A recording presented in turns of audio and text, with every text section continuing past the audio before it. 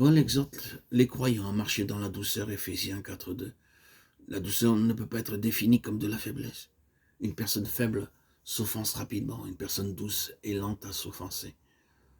Lorsque quelqu'un possède un caractère spirituel fort, il peut se contrôler. La douceur est la marque d'une personne toujours bienveillante, acceptant les insultes sans esprit de revanche. Nous voyons ce merveilleux exemple de douceur dans la vie de Moïse, Nombre 12.3. Naturellement, notre Seigneur Jésus-Christ est notre premier exemple. Il dit « Je suis doux et humble, apprenez de moi ». À part notre Seigneur, nous pouvons apprendre de Moïse, l'homme de Dieu. Lorsqu'il fut injurié par sa propre sœur et son propre frère, il eut cette attitude humble. Moïse fut un puissant homme de Dieu. Il fut utilisé par Dieu pour amener les enfants d'Israël d'Égypte et ouvrir un chemin dans la mer. Marie et Aaron insultèrent cet homme de Dieu. C'est à ce moment-là de sa vie que la douceur de Moïse est mentionnée. Non ce qu'il fit, mais ce qu'il ne fit pas. Moïse était un homme contrôlé. Dieu se tint du côté de Moïse. La conclusion de cela, Marie ou Myriam fut atteinte de lèpre.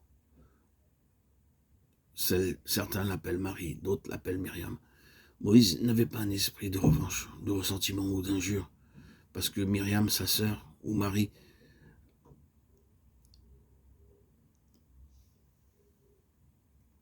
ainsi que Aaron, son frère, l'insultèrent. Moïse n'avait pas un esprit de revanche, de ressentiment ou d'injure. Il cria à Dieu pour que la miséricorde soit faite envers sa sœur. Combien nous avons à apprendre cette douceur dans nos vies. C'est seulement quand des croyants ont une attitude humble, tournés les uns vers les autres, qu'ils peuvent garder l'unité de l'esprit avec le monde. Nous pouvons nous attendre à de l'opposition, mais ce n'est pas une excuse pour avoir une mauvaise attitude.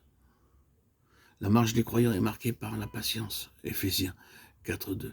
En anglais, nous trouvons le mot composé caractère vif ou emporté, mais nous n'avons pas forgé de la même manière l'expression caractère patient. Les gens ont seulement un caractère emporté, c'est pourquoi il n'est pas nécessaire d'avoir une autre expression. La patience signifie être d'un caractère endurant.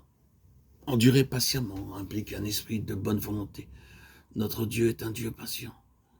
C'est pourquoi il n'a pas encore jugé le monde. Chacun d'entre nous sait quelle a été la longue patience de Dieu dans nos vies.